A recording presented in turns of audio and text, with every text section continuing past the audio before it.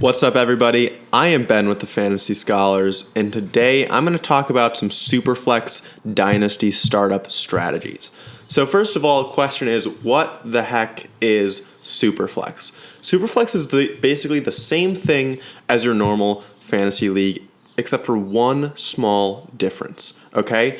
In a superflex league, you can start a quarterback in your flex position, whereas in normal leagues, you can usually only start running back, wide receiver, or tight end. Okay? This actually makes a huge difference in these leagues because quarterback is so much more highly valued. Whereas in single QB leagues, the main strategy right now is to wait and take a late round QB because they're almost never worth the value that you have to give up for them in the second or third round when you have to draft a Patrick Mahomes or maybe a Josh Allen or Kyler Murray this year.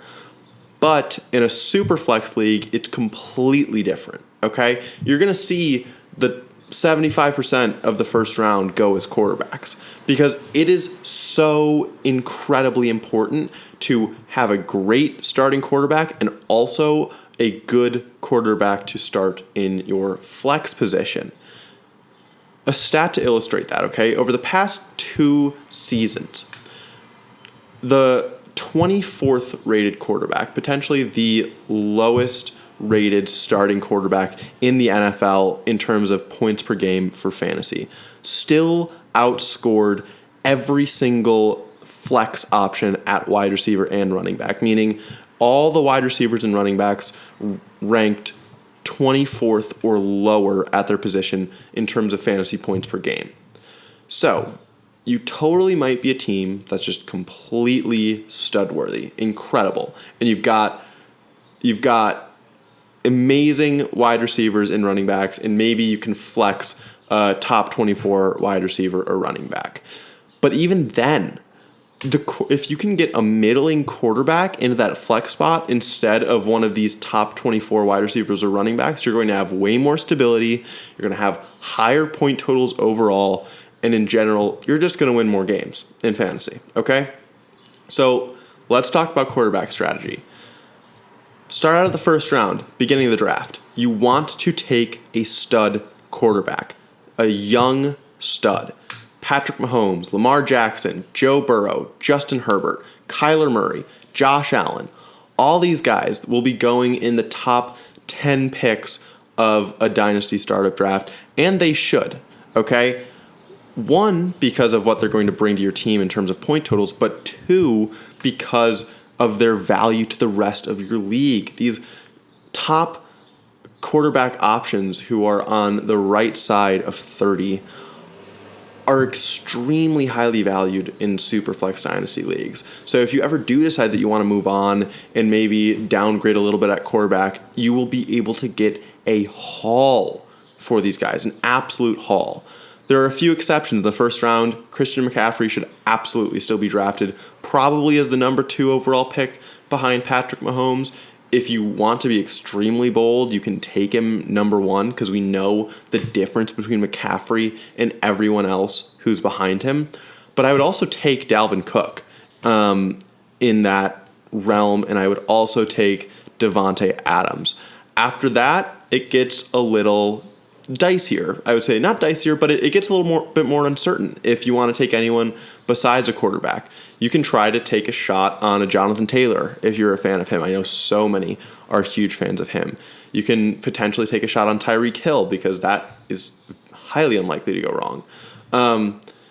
But I'm not as sold as I am on those first 3 guys: McCaffrey, Cook, Adams. Take those in the first round. Moving on, 2nd through 5th rounds, middle of the draft, okay? Here's where you should be taking shots. If you're drafting quarterbacks, you should take shots on guys that you think could break out. So maybe these are young guys in Superflex startups like a Trevor Lawrence, even though he'll probably go really high second, mid-second round. Zach Wilson, a Justin Fields, a Mac Jones, guys who you think will be able to start relatively soon in the NFL and can break out, because Josh Allen used to be one of those guys, for example, and now he's going to be a top 5 pick in every Dynasty Superflex startup draft. So if you can hit on one of these young quarterbacks who ascend, become something better, it's going to be huge for you. You can also take shots, or I would also take shots on slightly older guys who are still elite quarterback options. Russell Wilson, Aaron Rodgers, especially Aaron Rodgers, because we know how amazing he can be for fantasy, and he will likely be undervalued in Superflex startup drafts, in my opinion, because of his age.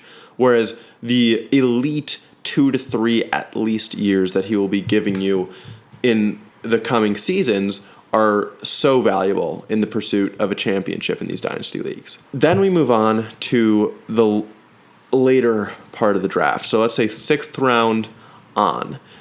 In the 6th round to the 10th round about, you want to take guys who you are confident in their floor, maybe are dropping there because people don't see their ceiling as being what some of these really young, high-level guys like Mahomes, Allen, Murray have. Examples would be Matthew Stafford, maybe Derek Carr, okay? Guys who you know what they are, Kirk Cousins, you know what they are, but they're not bad, and they're actually going to still be more valuable than almost any running back or wide receiver that you can put in your flex position if you can pick them up at a value here, okay? But you don't want to take that too far, okay? There are guys who will be overvalued because they are quarterbacks, just because they are quarterbacks, and you still want to stay away from them because they might be garbage. Drew Lock, perfect example who comes to mind for me.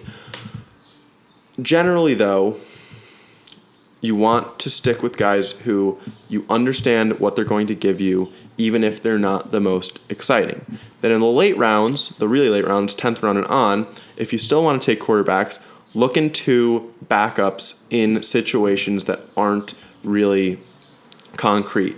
Teddy Bridgewater is one of my favorite guys because the Panthers just traded for Sam Darnold. Darnold is likely to start at quarterback for them.